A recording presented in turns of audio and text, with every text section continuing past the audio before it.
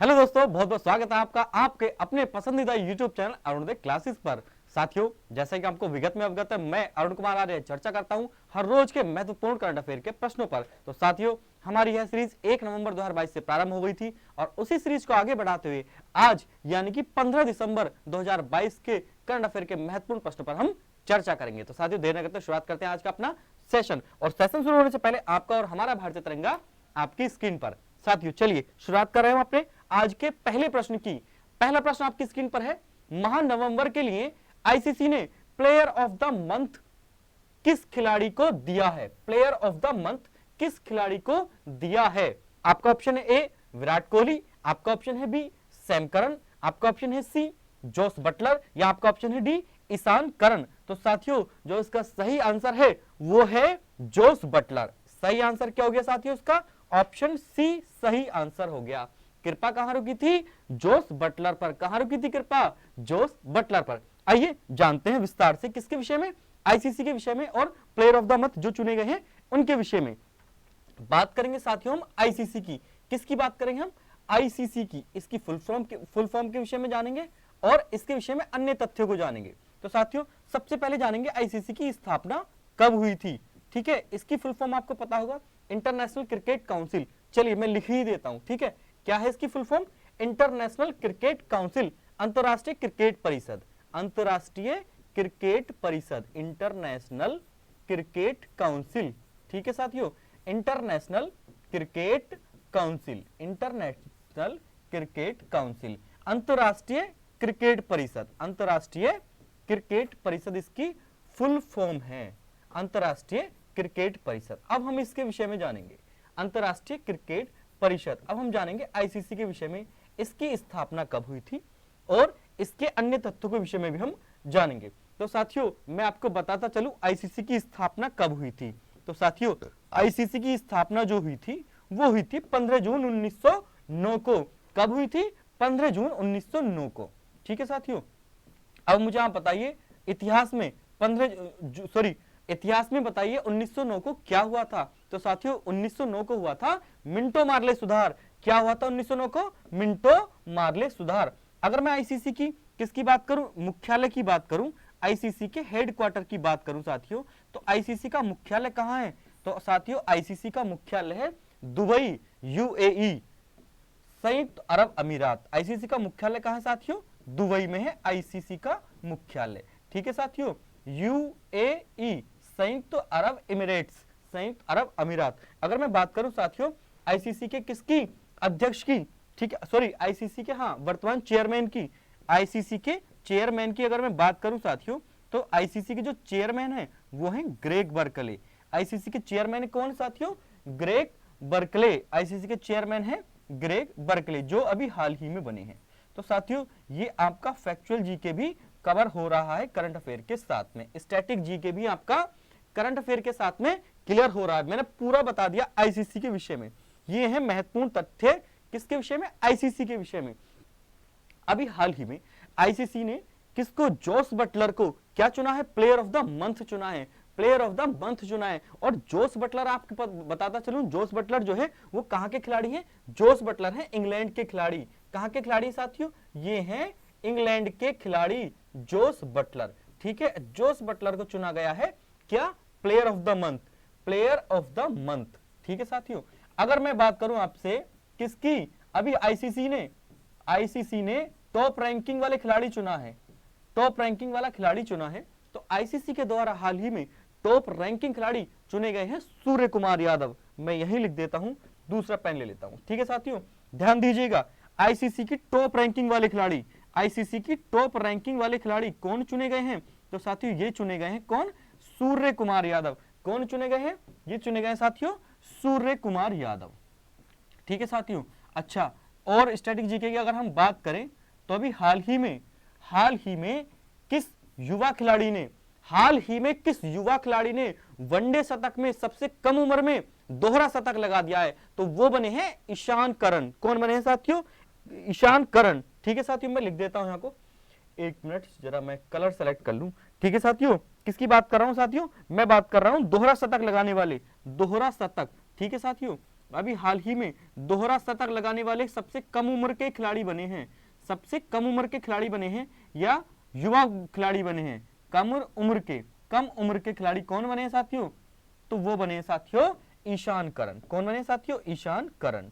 ठीक है, चलिए मैं दोबारा से लिख देता हूं, सबसे कम उम्र के, ठीक है, तो वो बने हैं ईशान करन। ये बहुत अच्छा प्रश्न है, ठीक है, आने की संभावना इसकी प्रबल है, आने की संभावना इसकी प्रबल है। अब देखिए आईसीसी के विषय में मैंने कितना सारा करा दिया है ना। क्वेश्चन था कि हाल ही में प्लेयर ऑफ द मंथ कौन चुने गए हैं? तो वो चुने गए हैं इंग्लैंड के जोस बटलर। आईसीसी की बात हो रही है क्योंकि इसको कौन चुन रहा है? आईसीसी। आईसीसी अंतरराष्ट्रीय क्रिकेट परिषद स्थापना कभी 15 जून 1909 में।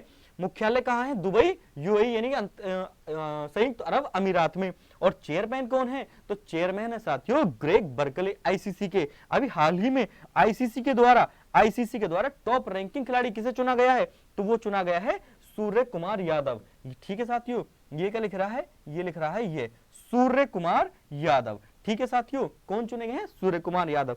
और दोहरा शतक लगाने वाले भी हाल ही में, ठीक है, तो इन्होंने बांग्लादेश के खिलाफ, किसके खिलाफ? बांग्लादेश के खिलाफ वनडे शतक लगाया है। सबसे कम उम्र के खिलाड़ी हैं दोहरा शतक लगाने वाले, ईशान करन। कौन है साथियों? ये हैं ईशान करन। ठीक है, चलिए अब हम बढ़ते हैं साथियों अपने अगले प्रश्न की ओर। स्क्रीनशॉट लेना, स्क्रीनशॉट ले लीजिए, ठीक है, और अब हम बढ़ते हैं अपने अगले प्रश्न की ओर। अगला प्रश्न है, हाल ही में किस राज्य को भारत सरकार ने टीबी रोग को समाप्त करने के लिए, किसकी बात हो रही साथियों?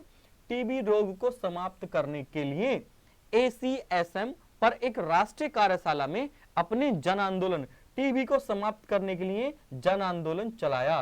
किसने? कौन से राज्य ने? आपको नाम बताना है। अपने जन आंदोलन के लिए सम्मानित किया गया है। तो भारत सरकार ने भी किससे सम्मानित किया है? टीबी रोग को समाप्त करने के लिए एक जन आंदोलन चलाया था इस राज्य ने। आपका ऑप्शन है ए मध्य प्रदेश, आपका ऑप्शन है बी पंजाब, आपका ऑप्शन है सी महाराष्ट्र, या आपका ऑप्शन है डी मेघालय। तो साथियों अभी हाल ही में मेघालय सरकार ने, किस सरकार ने? मेघालय सरकार ने टीबी को जड़ से समाप्त करने के लिए एक कैंपेन, एक मुहिम चलाई थी, एक जन आंदोलन चलाया था। तो ठीक है साथियों, तो उसमें क्या है? भारत सरकार ने इस मुहिम को चलाने के लिए, इस मुहिम को प्रोत्साहन देने के लिए मेघालय सरकार को क्या दिया है?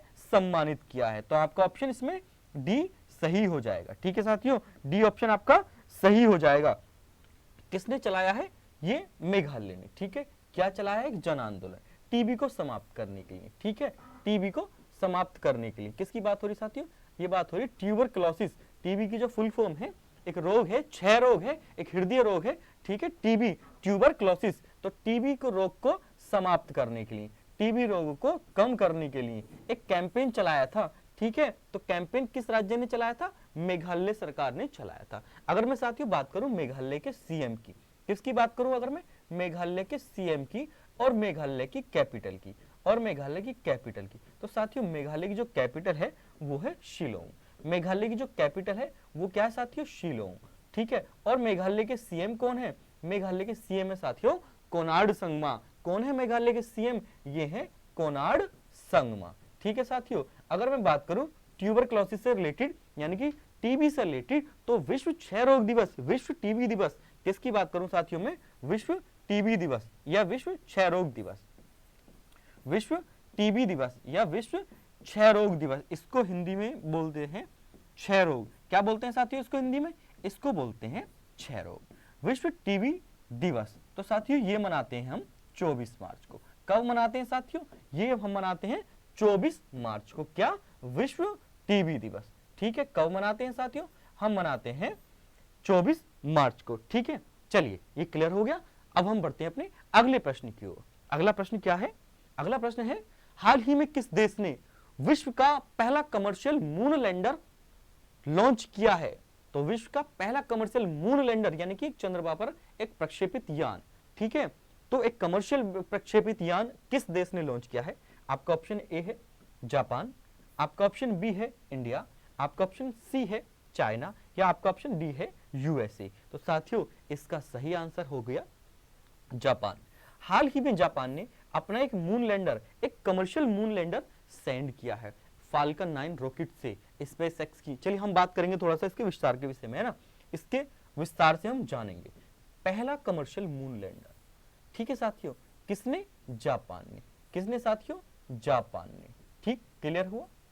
अब ये कमर्शियल मून लैंडर क्या करेगा? तो साथियों ये कमर्शियल मून लैंडर जो है चंद्रमा की सतह पर जाकर के जल खनिज तत्वों की खोज करेगा, जल खनिज तत्वों की खोज करेगा, यानी कि जल के भंडारण को बताएगा कि कहां कहां पर जल है। ठीक है साथियों, किसने? जापान ने। इसने जो भेजा है ये भेजा है स्पेस एक्स रॉकेट के माध्यम से। Space x rocket, space x rocket है, इसके माध्यम से चंद्रमा पर इसने मून लैंडर भेजा है जापान ने। स्पेस एक्स रॉकेट की मदद से चंद्रमा पर क्या भेजा है? कमर्शियल मून लैंडर भेजा है, जो क्या करेगा? क्या करेगा? खोज किसकी करेगा साथियों? जल के भंडारण की खोज किसकी करेगा? जल के भंडारण की खोज करने के लिए खोज करेगा साथियों, जल भंडारण की। जल भंडारण की किसने भेजा है? चंद्रमा ने। चंद्रमा की एक अंतरिक्ष एजेंसी है जिसका नाम है ये हाकुटो आर। हाकुटो आर ये लिख रहा है, मैं इंग्लिश में इसको लिख देता हूं, हाकुटो आर, HAKUTO, हाकुटो आर। ये एक चंद्रमा की अंतरिक्ष एजेंसी है, चंद्रमा की एक एजेंसी है। तो इस एजेंसी की मदद से स्पेस एक्स रॉकेट के फाल्कन 9 रॉकेट में इसने चंद्रमा ने कमर्शियल मून लैंडर भेजा है, जो चंद्रमा की सतह पर जाकर के जल खनिज तत्वों, जल के संग्रहण की खोज करेगा। तो ये अपने आप में एक पहला कमर्शियल मून लैंडर हो गया। ठीक है साथियों, चलिए अब हम बात करेंगे अपने अगले प्रश्न की ओर। अगला प्रश्न है, हाल ही में राष्ट्रीय ऊर्जा संरक्षण दिवस कब मनाया गया? राष्ट्रीय ऊर्जा संरक्षण दिवस कब मनाया गया? तो साथियों आपका ऑप्शन है ए 10 दिसंबर, आपका ऑप्शन है बी 12 दिसंबर, आपका ऑप्शन है सी 13 दिसंबर, या आपका ऑप्शन है डी 14 दिसंबर। तो साथियों हाल ही में राष्ट्रीय ऊर्जा संरक्षण दिवस जो मनाया गया है वो मनाया गया है 14 दिसंबर को। कब? 14 दिसंबर को। बात करेंगे इसके थोड़े से अन्य तथ्यों के विषय में। राष्ट्रीय ऊर्जा संरक्षण दिवस ये कब मनाया साथियों हमने? तो ये मनाया है 14 नवंबर को, 14 दिसंबर को। कब मनाया साथियों? ये मनाया हमने 14 दिसंबर को। अब हम इसके विषय में थोड़ा सा जानेंगे, राष्ट्रीय ऊर्जा संरक्षण के विषय में। ऊर्जा संरक्षण साफ साफ जैसा कि आपको नाम से पता चल रहा है कि ऊर्जा का संरक्षण करने के उद्देश्य से, ऊर्जा की खपत को कम करने के उद्देश्य से। जैसे कि आप कहीं भी काम करते, किसी ऑफिस वगैरह में काम करते हैं, तो ऑफिस वगैरह का जब ऑफ हो जाता है, लंच ऑफ हो जाता है, तो बहुत सारी ऐसी गतिविधियां होती हैं जिनमें हम अपनी बिजली खपत को बचा सकते हैं। तो उस चीज को कम करने के लिए, बिजली खपत को कम करने के लिए, ठीक है, अनावश्यक उपयोग से बचने के लिए, किसके? बिजली के अनावश्यक उपयोग से बचने के लिए प्रत्येक 14 दिसंबर को, प्रत्येक 14 दिसंबर को हम क्या मनाते हैं? ऊर्जा संरक्षण दिवस मनाते हैं। ठीक है, अनावश्यक उपयोग से बचने के लिए। ठीक है साथियों, चलिए अब हम बढ़ते हैं अपने अगले प्रश्न की ओर। अगला प्रश्न है हमारा, हाल ही में 7वीं international India water impact summit कहां आरंभ की गई? 7वीं वाटर इंडिया इंपैक्ट समिट कहां आरंभ की गई? आपका ऑप्शन है ए उत्तराखंड, आपका ऑप्शन है बी नई दिल्ली, आपका ऑप्शन है सी हरियाणा, या आपका ऑप्शन है डी केरल। तो साथियों रिसेंटली जो इंडिया वाटर समिट है इसका आयोजन किया गया है नई दिल्ली में। कहां किया गया साथियों? नई दिल्ली में इसका आयोजन किया गया है। ऑप्शन आपका बी सही हो गया। कृपा कहां रुकी थी? एक मिनट साथियों, कृपा कहां रुकी थी? नई दिल्ली में। ठीक है साथियों,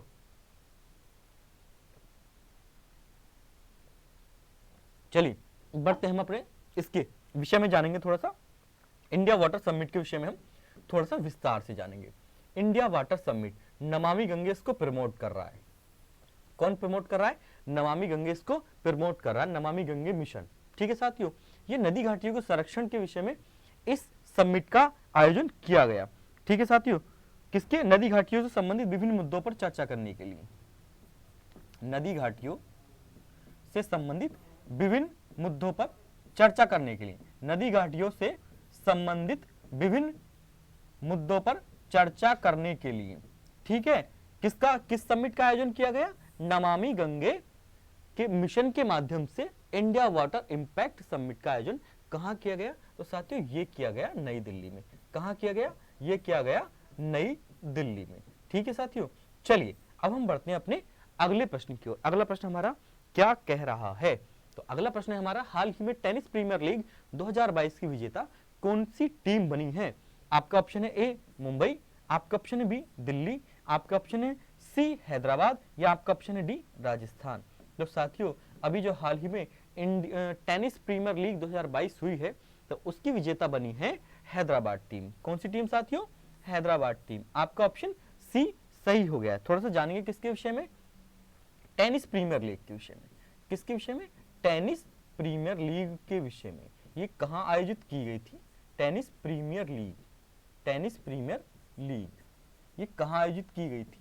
ठीक है, तो साथियों टेनिस प्रीमियर लीग एक टेनिस की प्रतियोगिता है जिसका आयोजन किया गया कहां? तो इसका आयोजन किया गया साथियों पुणे में। इसका आयोजन किया गया पुणे में। ठीक है, आयोजन कहां किया गया? पुणे में। और विजेता कौन बनी है? तो विजेता बनी है हैदराबाद टीम। विजेता कौन बनी है साथियों? इसकी हैदराबाद टीम बनी है। पुणे में इसका आयोजन किया गया। ठीक है साथियों, विजेता कौन बनी है? तो विजेता बनी है साथियों इसकी हैदराबाद टीम। विजेता कौन बनी है इसकी? तो विजेता बनी है साथियों हैदराबाद टीम। ठीक है, इसको प्रमोशन के लिए, इसको प्रमोट करने के लिए ये एक बॉलीवुड एक्टर है रुकुल प्रीत। ठीक है, रुकुल प्रीत भी इसका प्रमोशन कर रही है। सानिया मिर्जा भी इसका प्रमोशन कर रही हैं। टेनिस प्रीमियर लीग 2022 कहां आयोजन किया गया? इसका आयोजन किया गया साथियों पुणे में। और जो अभी हाल ही में विजेता टीम बनी है, पहली बार विजेता बनी है कौन सी टीम? हैदराबाद। ठीक है साथियों, चलिए अब बढ़ते हैं अपने। अच्छा, हैदराबाद से एक और चीज याद कर लीजिए। हैदराबाद में भी हाल ही में क्या होने वाली है? क्या होने वाली है? F1 street car racing. F1 street car racing. F1 यानी कि formula 1 street car racing. Street car racing भी कहां होने वाली है? तो ये फरवरी 2023 में साथियों, फरवरी 2023 में ये भी हैदराबाद में इसका आयोजन किया जाएगा। हैदराबाद में इसका आयोजन किया जाएगा फरवरी 2023 में। Formula 1 street car racing, Bharat में इस तरह की फॉर्मूला 1 स्ट्रीट कार रेसिंग अपनी तरह की पहली बार रेस का आयोजन कर रहा है भारत फरवरी 2023 में। कहां पर? हैदराबाद में। चलिए बढ़ते हैं अपने अगले प्रश्न की ओर। कौन सा राज्य अपना जलवायु परिवर्तन मिशन शुरू करने वाला पहला राज्य बन गया है ना? वो खुद राज्य अपना जलवायु परिवर्तन शिखर सम्मेलन आयोजित कर रहा है। अभी आपका COP27 यानी कि जलवायु परिवर्तन शिखर सम्मेलन हुआ था। कहाँ हुआ था? मुझे कमेंट बॉक्स में बताइए। मैं कई बार बता चुका हूँ, पढ़ा भी चुका हूँ। नहीं आपको याद है तो मेरी पिछली वीडियो जाकर के देखिए, उसमें मिल जाएगा। जलवायु परिवर्तन शिखर सम्मेलन। आपका ऑप्शन है ए असम, आपका ऑप्शन है बी तमिलनाडु, सी ऑप्शन है उत्तराखंड या डी ऑप्शन है मेघालय। तो साथियों अपना जलवायु परिवर्तन शिखर सम्मेलन आयोजित करने वाला पहला राज्य बन गया है तमिलनाडु। कौन सा बन गया है? तमिलनाडु। ठीक है साथियों, अब हम इसके विस्तार से जानेंगे। किसके विषय में? जलवायु परिवर्तन शिखर सम्मेलन या तमिलनाडु के विषय में। जलवायु परिवर्तन शिखर सम्मेलन अपना खुद का, तो वो है कौन सा राज्य? तमिलनाडु। तमिलनाडु। चलिए अब हम थोड़ा सा जान लेंगे किसके विषय में? तमिलनाडु के विषय में जानेंगे। मैं कई बार तमिलनाडु के विषय में आपको बता चुका हूं। तमिलनाडु। ठीक है साथियों, किसके विषय में बात करेंगे हम? तमिलनाडु के विषय में बात करेंगे। अगर बात करूं साथ में इसकी किसकी? सीएम की, तमिलनाडु के सीएम की, और तमिलनाडु के किसकी? कैपिटल की। तो तमिलनाडु की जो कैपिटल है साथियों वो है क्या? बताइए। तमिलनाडु की कैपिटल है चेन्नई। तमिलनाडु की जो कैपिटल है वो क्या है साथियों? चेन्नई। ठीक है, चेन्नई इसकी कैपिटल है। और तमिलनाडु की जो मुख्यमंत्री हैं वो है कौन? एमके स्टालिन। कौन है साथियों? MK Stalin. एमके स्टालिन है तमिलनाडु के मुख्यमंत्री। ठीक है साथियों।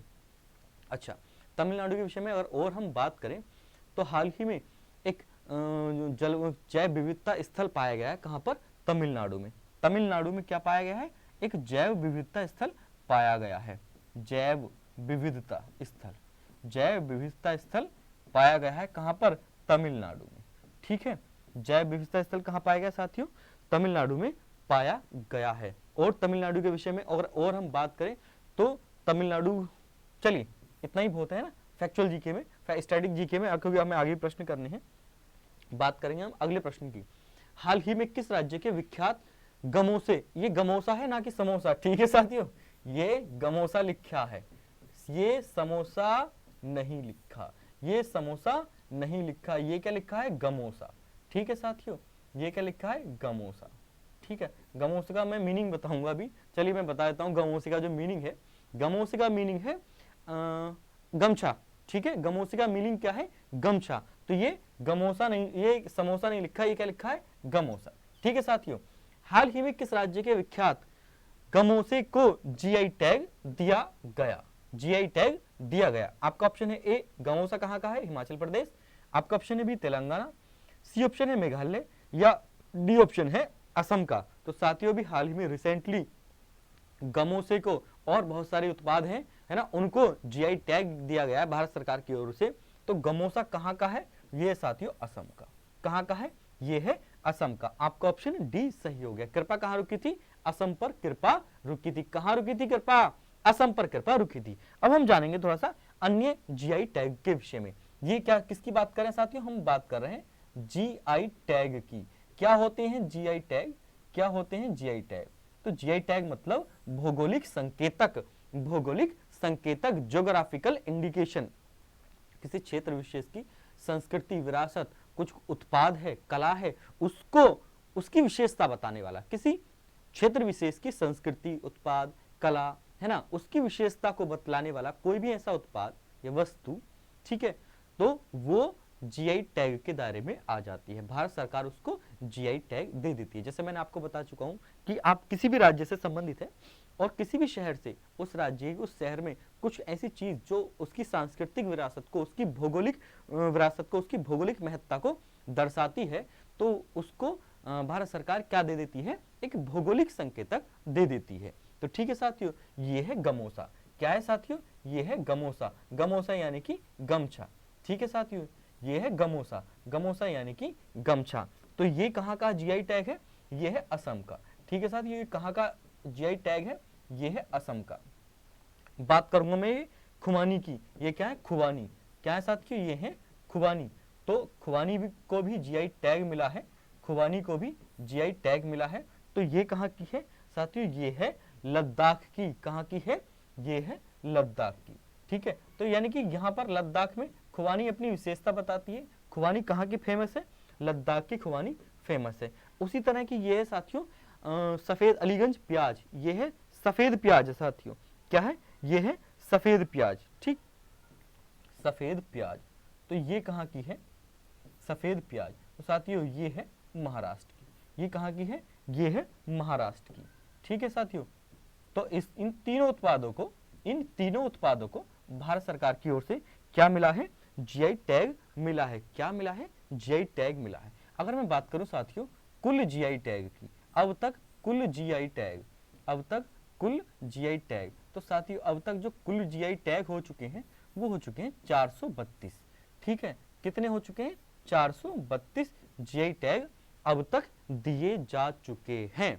उनमें मध्य प्रदेश,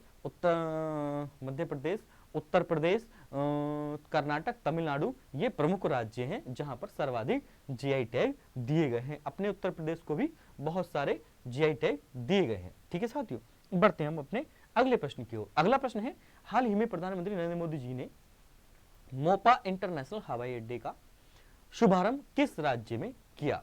कौन सा हवाई अड्डा, मोपा इंटरनेशनल हवाई अड्डा। किसकी बात हो रही है साथियों, मोपा इंटरनेशनल हवाई अड्डे की बात हो रही है। आपका ऑप्शन है ए नई दिल्ली, आपका ऑप्शन है बी तमिलनाडु, आपका ऑप्शन है सी गोवा, या आपका ऑप्शन है डी सिक्किम। तो साथियों रिसेंटली मोपा इंटरनेशनल हवाई अड्डा कहाँ खोला गया है, ये खोला गया है गोवा में। कहाँ खोला गया है साथियों, ये खोला गया है गोवा में, मोपा इंटरनेशनल हवाई अड्डा। चलिए जानते हैं किसके विषय में, थोड़ा सा संक्षिप्त में हम किसके विषय में जानेंगे, गोवा के विषय में जानेंगे। गोवा, गोवा के सीएम कौन है, गोवा की राजधानी क्या है, और गोवा की कुछ प्रमुख, कुछ ऐसी चीजें क्या क्या हैं। ठीक है साथियों, चलिए मैं बात कर रहा हूं किसकी, गोवा की। तो गोवा के जो सीएम है, गोवा के सीएम है प्रमोद सावंत।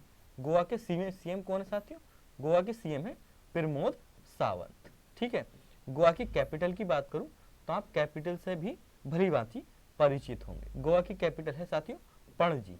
गोवा की कैपिटल क्या है, पणजी। ठीक है साथियों, ये क्या हो गई, ये हो गई कैपिटल।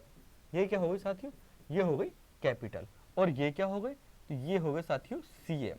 ठीक है, अगर मैं बात करूं किसके विषय में, गोवा के विषय में बात करूं तो हाल ही में 53वीं अंतर्राष्ट्रीय फिल्म महोत्सव, 53वां अंतर्राष्ट्रीय फिल्म महोत्सव का आयोजन भी कहाँ किया गया, तो वो भी साथियों गोवा में किया गया। 53वां अंतर्राष्ट्रीय फिल्म महोत्सव, 53वां अंतर्राष्ट्रीय फिल्म महोत्सव, अंतर्राष्ट्रीय फिल्म महोत्सव, तो इसका आयोजन भी साथियों कहाँ किया गया, इसका आयोजन भी कहाँ किया गया, इसका आयोजन भी गोवा में किया गया। कहाँ किया गया, गोवा में किया गया। ठीक है साथियों। अच्छा, इस 53वें अंतर्राष्ट्रीय फिल्म महोत्सव में, 53वें अंतर्राष्ट्रीय फिल्म महोत्सव में एक मूवी है द इलेक्ट्रिक ड्रीम्स, एक मूवी है कहाँ, गोवा में, एक मूवी है द इलेक्ट्रिक ड्रीम्स। किसकी बात कर रहा हूँ साथियों, मैं बात कर रहा हूँ गोल्डन पीकॉक अवार्ड की, गोल्डन पीकॉक अवार्ड, इसी की बात कर रहा हूँ मैं, 53वें अंतर्राष्ट्रीय फिल्म महोत्सव की बात कर रहा हूँ। तो इस अंतर्राष्ट्रीय फिल्म महोत्सव में गोल्डन पीकॉक अवार्ड किस मूवी को दिया गया, गोल्डन पीकॉक अवार्ड किस मूवी को दिया गया। तो साथियों ये मूवी थी कौन सी, द इलेक्ट्रिक ड्रीम्स। कौन सी मूवी थी साथियों, the electric dreams. I hope कि आपको बहुत ही क्लियर दिख रहा होगा, आशा करता हूं आपको बहुत ही क्लियर दिख रहा होगा। द इलेक्ट्रिक ड्रीम्स को दिया गया कौन सा अवार्ड, ये गोल्डन पीकॉक अवार्ड, किसमें, 53वें अंतर्राष्ट्रीय फिल्म महोत्सव में, जिसका आयोजन किया गया गोवा में। अगर साथियों ये पूछ ले कि 53वें अंतर्राष्ट्रीय फिल्म महोत्सव का आयोजन गोवा में कहां पर किया गया, तो साथियों एक स्टेडियम है doctor Shyama Prasad Mukherjee stadium, doctor Shyama Prasad Mukherjee stadium. चलिए मैं यहां को लिख देता हूं बहुत छोटा छोटा, doctor Shyama Prasad Mukherjee stadium, doctor Shyama Prasad Mukherjee stadium में 53वें अंतर्राष्ट्रीय श्यामा प्रसाद मुखर्जी अंतर्राष्ट्रीय फिल्म महोत्सव का आयोजन किया गया, डॉक्टर श्यामा प्रसाद मुखर्जी स्टेडियम। साथियों अगर आप इस चैनल पर नए हैं और आपको वीडियोस काफ़ी अच्छी लग रही हैं, कंटेंट यूनिक लग रहा है, तो प्रत्येक दिन करंट अफेयर की वीडियो देखिए, प्रत्येक दिन करंट अफेयर की वीडियो देखिए। जितने भी प्रश्न का समावेश है ये बहुत ही आपके लिए महत्वपूर्ण है। जितनी भी आगामी आपकी परीक्षाएं हैं, कहीं ना कहीं आपको एक या दो प्रश्न हर रोज की वीडियो में से अगर मैं बात करूं तो एक प्रश्न बहुत ही महत्वपूर्ण है। प्रश्न तो सारे ही महत्वपूर्ण हैं, लेकिन जितनी भी आपकी आगामी परीक्षाएं हैं, जैसा अभी हाल ही में एसएससी जीडी की परीक्षा आ रही है, केबीएस ने नोटिफिकेशन अनाउंस कर दिया है, यूपी ट्रिपलएससी द्वारा जूनियर असिस्टेंट की वैकेंसी है, अभी हाल ही में इलाहाबाद हाईकोर्ट का एग्जाम है ना, और जितनी भी परीक्षाएं हैं, तो उन परीक्षाओं को दृष्टिगत ये प्रश्नों का समावेश बहुत ही महत्वपूर्ण होने वाला है। तो आप हर रोज वीडियो को देखा करिए, ठीक है साथियों, क्योंकि मैं प्रश्न के एक्सप्लेनेशन के बाद में जो आपको स्टैटिक जीके बताता हूँ, ये आपका बहुत इंपॉर्टेंट है। चलिए साथियों हम बात करते हैं, चलिए मैंने सब कुछ बता दिया है, स्क्रीनशॉट भी आप इसका ले सकते हैं, ठीक है साथियों। चलिए अब हम अगले प्रश्न की ओर बढ़ रहे हैं। अगला प्रश्न हम आपका है, एक मिनट रुक जाइए जरा, अगला प्रश्न आपका है, चलिए आज की प्रश्न श्रृंखला, अच्छा 9 प्रश्न हुए हैं, 10 प्रश्न जो छपा नहीं है किसी कारणवश। चलिए मैंने आपको कल एक प्रश्न पूछा था, यह है कल के प्रश्न का उत्तर, ठीक है साथियों। क्या है ये, कल के प्रश्न का उत्तर। मैंने आपसे कल एक प्रश्न किया था, G20 शिखर सम्मेलन 2023 की मेजबानी उत्तर प्रदेश के किस शहर में आयोजित की जाएगी, उत्तर प्रदेश के किस शहर में आयोजित की जाएगी G20 शिखर सम्मेलन। तो साथियों ये तो आपको पता हो ही गया है कि G20 शिखर सम्मेलन वर्ष 2023 का भारत अध्यक्षता करेगा और भारत आयोजित करेगा। अगर मैं बात करूं 2022 की, तो साथियों G20 का विश्व शिखर सम्मेलन 2022 का बाली इंडोनेशिया में हुआ था, और भारत में कौन सा शहर इसकी मेजबानी करेगा, तो साथियों वो करेगा अपना यूपी का वाराणसी, अपना यूपी का वाराणसी। ये रहा कल के प्रश्न का उत्तर। अब बात करेंगे हम आज के प्रश्न की। ये क्या है, आपका आज का प्रश्न है, आज का प्रश्न। अच्छा ये थोड़ा टाइपिंग करने में बड़ी मिस्टेक हुई है साथियों, उसके लिए हम माफ़ी चाहते हैं, ठीक है। चलिए आज का प्रश्न हम आपको दे नहीं पाएंगे किसी कारणवश, या फिर मैं आपको आज का प्रश्न भी दे देता हूँ, ठीक है साथियों। चलिए कोई नहीं, मैं आपको आज का प्रश्न दे देता हूँ। ये रहा आपका आज का प्रश्न, ठीक है साथियों, आज का प्रश्न। वीडियो बने रहिए, जितने भी प्रश्न हैं वो प्रश्न श्रृंखला है वो बहुत ही इंपॉर्टेंट होने वाली है, ठीक है साथियों। आज का प्रश्न, प्रश्न है, क्वेश्चन है, हाल ही में डोनी पोलो एयरपोर्ट, कौन सा, डोनी पोलो एयरपोर्ट, डोनी पोलो एयरपोर्ट किस राज्य में खोला गया? डोनी पोलो एयरपोर्ट, डोनी पोलो एयरपोर्ट किस राज्य में खोला गया? डोनी पोलो एयरपोर्ट किस राज्य में खोला गया? किस राज्य में शुभारंभ किया गया? किसका? डोनी पोलो एयरपोर्ट का शुभारंभ किया गया। इसका आपको आंसर बताना है। ठीक है साथियों, इसका आपको आंसर बताना है। ठीक है, उत्तर आपको कल मिलेगा और कमेंट बॉक्स में इसका आंसर आपको बताना है। ठीक है साथियों, आज का प्रश्न है हाल ही में डोनी पोलो एयरपोर्ट किस राज्य में शुभारंभ किया गया? ठीक है साथियों, इसके साथ हम आज की प्रश्न श्रृंखला को यहीं पर समाप्त करते हैं और लेते हैं आपसे विदा। साथियों, प्रश्न श्रृंखला आपको अच्छी लग रही है तो लाइक, कमेंट और वीडियो को शेयर कीजिए। इसकी पीडीएफ का लिंक कोशिश करेंगे आज आपको मिल जाए। ठीक है, इसके साथ प्रश्न श्रृंखला समाप्त करते हैं। धन्यवाद, सादर प्रणाम।